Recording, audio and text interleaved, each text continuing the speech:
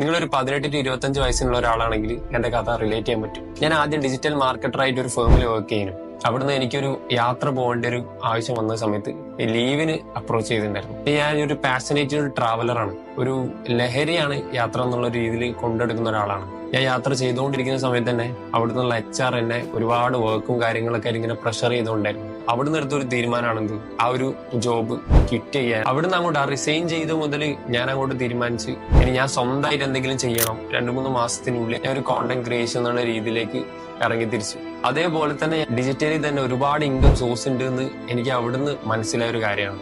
Digital marketing services provide ചെയ്യുന്നുണ്ട്, digital പ്രോഡക്ട്സുകൾ cell ചെയ്യാൻ പറ്റുന്നുണ്ട്, ക്രിപ്റ്റോയിൽ ഓരോ പ്രൊജക്ടുകൾക്കും കാര്യങ്ങൾക്കായിട്ട് വർക്ക് ചെയ്യുന്നുണ്ട്. ഇങ്ങനെ ഒരുപാട് ഇൻകം സോഴ്സുകൾ ഞാൻ ഡെവലപ്പ് ചെയ്ത് വെച്ചു. അതുപോലെ തന്നെ എന്റെ ഡ്രീം ആയിട്ടുള്ള യാത്രകൾ എനിക്ക് ചെയ്യാനും പറ്റും. ലാസ്റ്റ് ഒരു 2 വർഷത്തെ നോക്കുകയാണെങ്കിൽ ഒരു ഇന്റർനാഷണൽ യാത്രകൾ ചെയ്തിട്ടുണ്ട്. ഇപ്പൊ കഴിഞ്ഞ ഒരു 3-4 മാസം കൊണ്ട് ഞാൻ 2-3 ഡൊമസ്റ്റിക്കൽ യാത്രകൾ ചെയ്തു. അവിടെ എന്റെ യാത്രയുടെ ഫ്യൂവൽ എന്ന് പറയുന്നത് ഇപ്പം ഈ പറഞ്ഞ ഇൻകം സോഴ്സുകളാണ്.